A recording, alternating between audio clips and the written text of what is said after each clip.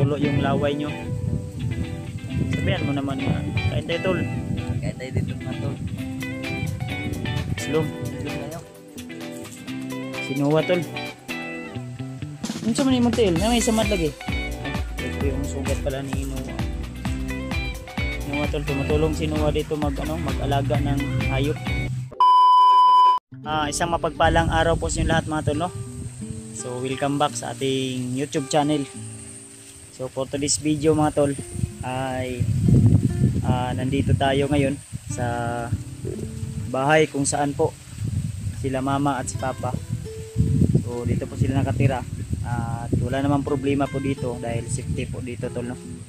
So ito po yung palayan na minimintin nila sa basakan, taniman ng palay. So dyan banda ay sa kapitbahay na namin yan. So yung mga bahay dito ay malalayo tol. Yan, kapitbahay namin yan. At dyan may bahay din, kapitbahay pa rin. At doon may kapitbahay doon. Ito yung mga kapitbahay namin dito sa probinsya tol. So kasama natin si Dudong. Yan, si Dudong mga tol. Sinama ko si Dudong dito tol para makagala din siya. Dahil kung doon siya sa bahay ay siya lang po mag-isa doon, no? At si Patrick ay nagpapahinga pa. So siguro abangan nyo lang po tol ang video natin na i-upload. Pagkatapos ng video na ito ay update natin si Patrick kung kumusta na po yung kalagayan. Ay palabira daw masig mawala kag kalitiya. Ha? Yan si Dudong lagi nating kasama tol. Kung kasi ito pataka lamang kagkuan, huwag kang magpasagad dyan. Yung motor ko ay nandun sa kalsada tol, ayun, no? Yung motor na minamaniho natin. So iwan ko kung anong ipapangalan ko sa motor na yun. Yun, no? Yun yung motor natin, yun yung bago nating motor na inutang sa kumpanya ng Transcycle. Yung binabayaran natin buwan-buwan. Si Dudong yung kasama natin, kumbaga bodyguard. So yan, may mga ito may subing pa, kumbaga yung ayan, pwede pa yan harbisin din, ibilad din, gawing konsumo ba. Doon may tao doon nagtatol. Ayan, malayo, hindi masyadong sobrang layo tol. So kuhain mo dong sambag, sampalok, masarap, hinog na. Maasim yan ba? Aslum kayo. Ha? Aslum. Daw, unsa day naong sa asluman? Daw? Kaon ganino. Baka tutulo yung laway nyo. Sabihan mo naman nga, kain tayo tol. Kain tayo dito mga tol. Aslum. Aslum kayo. Ayan, so papasok tayo dito sa dito ako pinanganak tol sa location na ito, mismo sa area na ito. Ito yung daanan namin dito papunta doon sa labas ng kalsada. Yan, ito yung mga hayop ng kuya ko. Iwan ko lang kung nandito ba si kuya. Yun, mga pato, bibi. Yan, marami yan dyan. Kaya punta natin yan mamaya. At dito kailangan nilagay sinuwa. Dito sinuwa tol. Hawakan mo. Wala tayong dala ngayong grocery kasi wala tayong kayamanan, wala tayong pera. Yung dala kong pera pang gasolina lang.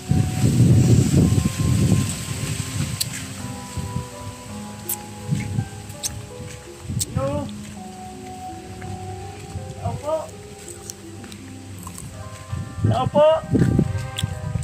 Namamas ko po. Mga tulog ang tao diri.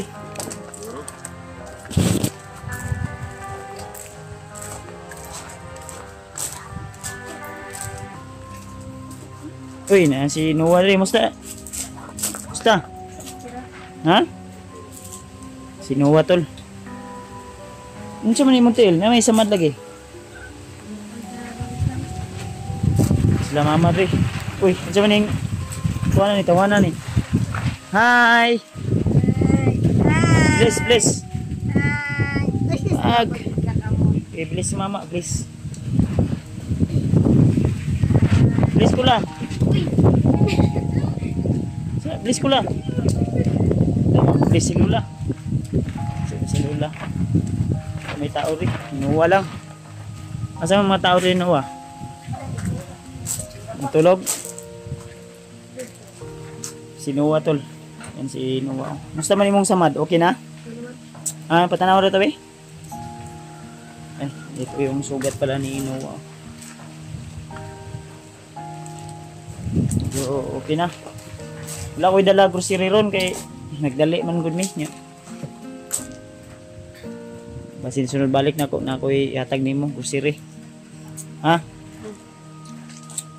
Ang sinuwa tol. Dai sabay ta diri oh. Ah, mandapit imong kuan re. Nagtabang-tabang ka diri wala. Ha? Tabang ka diri sila mama. Pagkuha po na imong sanina oy. Wala day kay gagmay sanina. Kinsa may naa diri ah? Sino yung nandito, ha? Tito mo, si Tito. Ano sa man imong tila samad man na? Nagkiat-kiat siguro ka. Baka sa sunod na pasukan mag-eskwela ka na ha.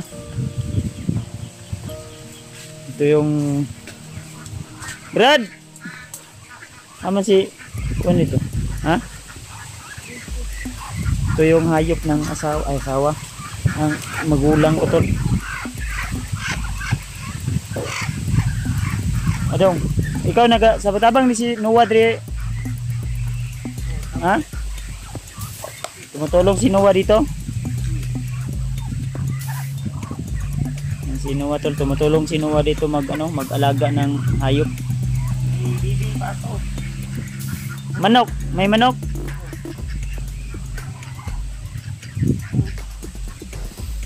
Yan.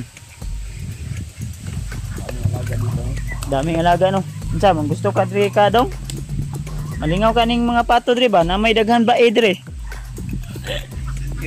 Si Noah oh, tagbaw na si Noah. Birada po ka diri ba Noah? Ha? Ooy, oo dai. Birada man dai sa riguan manto na ng itlog. Dawi, niri. Ay, nangasawa Noah diri sa ilalom. Kadang ay mong nong mo.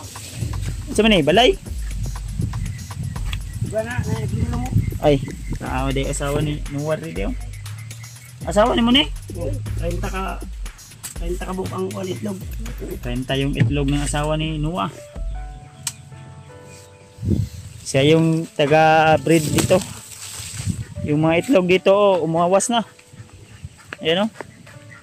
Ano man eh, bibi pa to. Isa na ni. Ay, pumisok na. Uy, naikamprag may naglumlom. May bakrag pala dyan. May palaka. Meron may naglumlom. Oh. Ay, dyan. May naglumlom dito. Asawa pa rin ni Noah. Asawa ni Noah, dalawa yung asawa ni Noah dito. Ikaw ni mo ni? Ha? Dili di ay. May sugat yung paa ni Noah ba?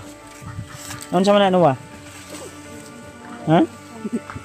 Sugas asawa ni. Uy. Pila ka buk itlog na?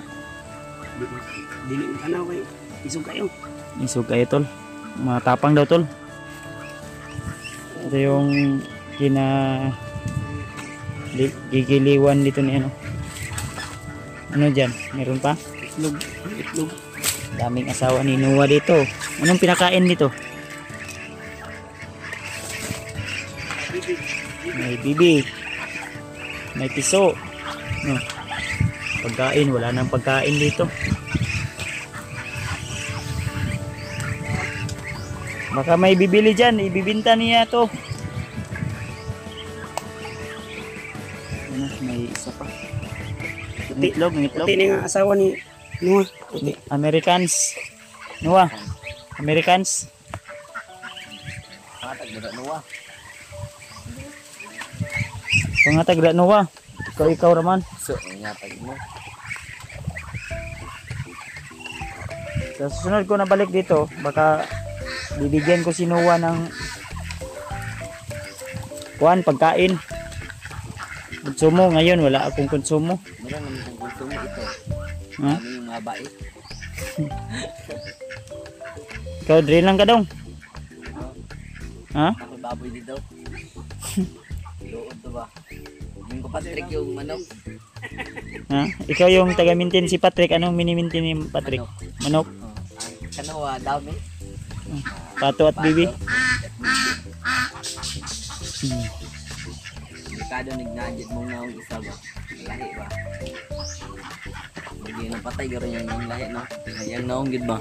Mong naong dong. Dami lang hayop dito tol ba? May manok.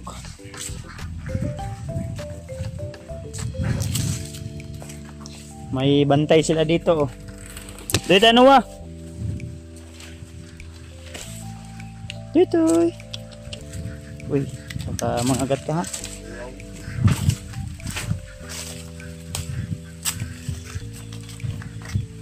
Sinuwa tol. Dito sinuwa nakatira tol. Ano to? So, manok yun? Aman. Ay, huwag mong galawin yan. Baka magagalit yan. Hmm?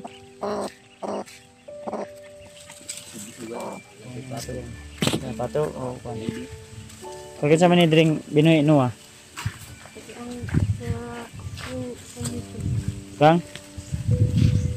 Yung bayi kanina ba? Yung tita. Tita? Tita Inday? Tita Inday daw niya. Yung kapatid ko nandun no? Naglalaba yata. Si Papa nandun si Papa oh. Toy. Dami mga maak ni, manumbag. Ewa? No. Wala akong maibigay, wala akong pagkain dito. Bless kay Lolo. Ya, ikaw eskwela ka sunod tuig. Ha? Darating na pasukan. Yun yung kapatid ko tulo. Ng mga nilabhan. So, dumaan na ako dito tol. At pumunta ako doon kay Remart. Ang naabutan ko ay sarado yung bahay ni Remart. At ang sabi ng kanyang biyanan, nang dumaan ako sa kanyang biyanan, dahil nagtanong ako tol, si Remart daw ay yung kanyang anak ay sinugod sa ospital kaninang umaga dahil nagsusuka. Yun yung sabi ko sa kanyang biyanan. Pumunta ako doon at yun nga, hindi ko pa nakontak si Remart. Kaya sana ipag-pray niyo tol na magiging okay po yung anak ni Remart dahil sinugod po sa ospital kaninang umaga na. Kasi hapon ako nakapunta dito. Anong oras na ngayon dito to? So saan man oras? Alas 3 na ng hapon. Mga banda alas 11 yata ng tanghali. Alas 12 sinugod yung anak ni Remart sa ospital dahil nagsusuka daw. So minom daw yun ng Dutch milk. So kaya kung may mga anak kayo na mahilig sa mga Dutch milk ay huwag niyong painumin dahil yun po yung siguro ang sabi ng ate ko ay junk foods, bilong daw yan sa junk foods yung Dutch milk. Kaya basta yun lang yung pinainom nila, Dutch milk din. Kumain naman ng umagahan pero sinuka talaga yung mga nakain yan. Kaya namumutla. Yun na nga, dumiritso ako dito, sumugod ako agad dito para kumustahin sila mama at si papa. So pamaya pag-upcam ko ay puntahan ko sila mama. Nahiya man tayo na wala tayong maiabot na pira, wala tayong maiabot na grocery or pagkain. Ang mahalaga tol ay nakadalaw po ako dito kahit medyo malayo, ay kasi yung ano ko, allowance ko ay panggas lang talaga. So kaya pasensya niya po talaga sa magulang ko dahil wala tayong maibigay, no? Talagang tapos tayo sa taon na ito, sa buwan na ito, kaya kasi may mas inuna po tayo, lalo na yung gamot ng magulang ko, yung ate ko, dahil nagagaling lang sa ospital, no? Dahil na-disgrasya po siya, nahulog po sa motor. Kaya sa mga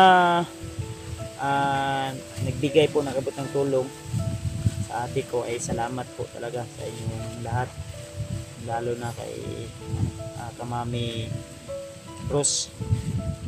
Shoutout po sa iyo, mami, at sa lahat ng mga sulit nating taga-subaybay at mga salim viewers. So si Noah ay dito po nilagay namin para safety po siya dito, at kasama natin si Dudong. Then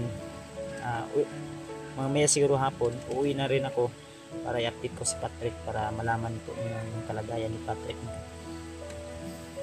So hindi ko lang binidyo yung daan kung saan kami dumaan, basta dito ko nilagay si Noah dahil si Noah ay isa din sa target ng mga kalaban natin. Kaya dito ko siya tinago. So, sa lahat ng mga sulit nating taga-subaybay dyan, mga silent viewers, so maraming salamat po, at kung hindi man tayo makaakyat ngayong gabi na ito, ngayong araw na ito, baka bukas o susunod na araw ay makaakyat tayo tol, at masalubong natin yung iba nating kasama, no? So, abangan nyo lang po tol kung sino po yung mga kasama natin sa pag-akyat sa bundok. At asahan ko tol na yung suportan nyo, kung magkaiba man kami ng mga mission, I hope na suportahan nyo po kami sa aming bawat upload na video, at yun po yung asahan ko sa inyo tol. See you the next video tol. Maraming salamat, at lagi nyo tandaan na mahal ko po kayo, at naway gabayan tayo ng ating Panginoon sa araw-araw nating paghanap ng buhay. So thank you so much, and God bless sa ating lahat. I love you all.